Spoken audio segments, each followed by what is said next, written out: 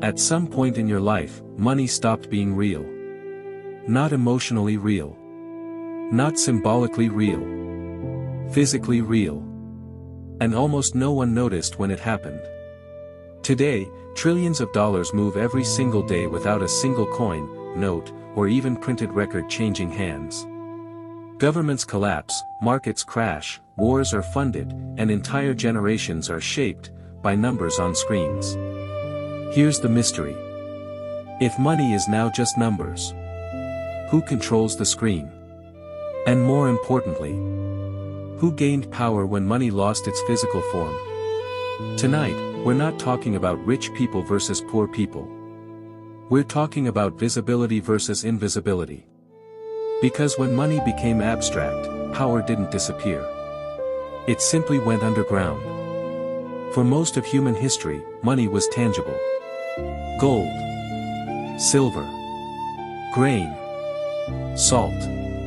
If a king wanted to wage war, he needed metal in his vault. If a nation wanted to grow, it needed real resources. Limits were obvious.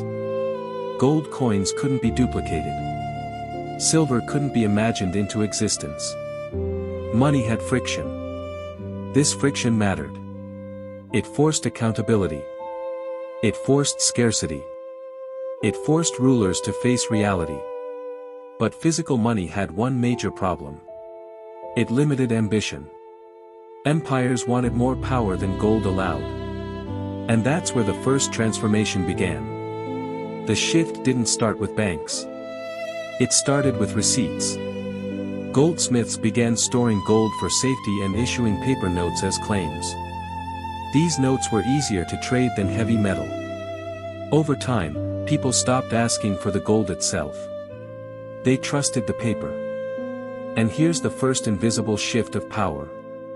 Whoever issued the paper now controlled access to the gold. Eventually, banks realized something dangerous. Not everyone redeems their gold at the same time. So banks began issuing more paper claims than gold they actually held. This was the birth of fractional reserve banking. Money was no longer limited by metal. It was limited only by confidence. As long as people believed the numbers, the system worked. And belief became the most valuable asset of all. By the 20th century, governments realized banks had discovered a powerful trick. Why collect taxes slowly when you can create money instantly? During wars and depressions, nations abandoned gold temporarily. But temporary became permanent.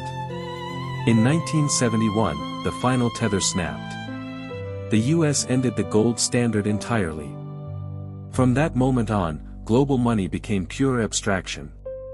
No metal. No anchor. Only numbers backed by government promises. And here's the cause and effect no one talks about. When money had limits, power was constrained.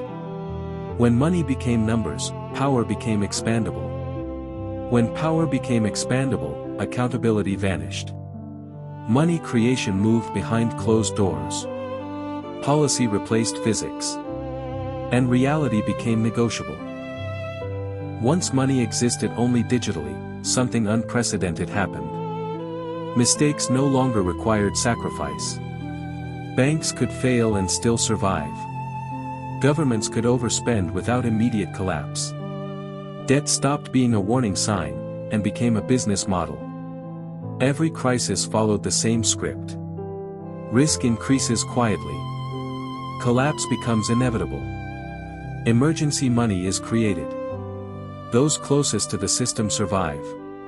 Everyone else pays later. The 2008 financial crisis wasn't an accident.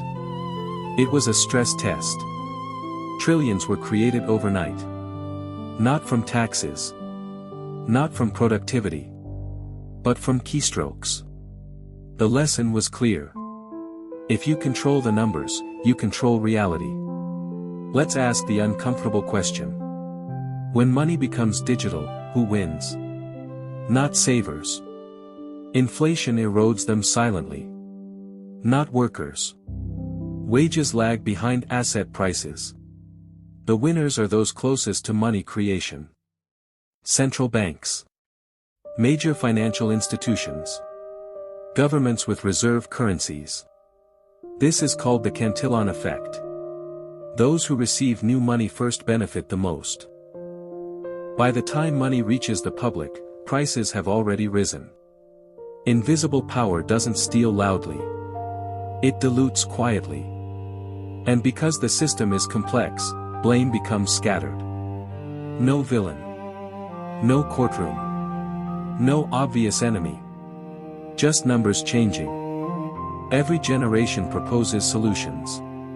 More regulation. Better transparency. New financial products. But here's the pattern. The system doesn't fail because of lack of rules. It fails because of who writes them. Reforms always preserve the core ability. Unlimited money creation. Centralized control. Deferred consequences. Even alternative systems often get absorbed. Gold markets became paper gold. Crypto markets became leveraged derivatives. Decentralization gets re-centralized. The machine adapts. Because the real power isn't money itself. It's control over abstraction. Today, global debt exceeds $300 trillion. That number doesn't even feel real anymore. And that's the point. When numbers grow too large, they stop triggering fear. They become background noise. But history shows what happens when belief breaks. Currencies collapse. Savings vanish. Social trust erodes. Every time money becomes too abstract, society eventually demands reality again. The cycle repeats. Different technology. Same psychology. So what actually happened when money became numbers? Power stopped wearing crowns. It stopped flying flags. It stopped needing permission. It became technical. Bureaucratic. Unseen. And invisible power is the hardest power to challenge. 3 key takeaways. First, money is not neutral. Its form determines who holds power. Second, abstraction delays consequences, but never removes them. Third, the most dangerous systems are the ones people no longer question. Final thought. The next time you check your bank balance, ask yourself, is that number a reflection of reality? Or a promise that depends on belief? Because history shows, when belief fades, numbers don't save you. Call to action. If you want to understand the systems shaping your future, before they break, subscribe, like the video, and share this with someone who still thinks money is just money. Because once you see the invisible, you can't unsee it.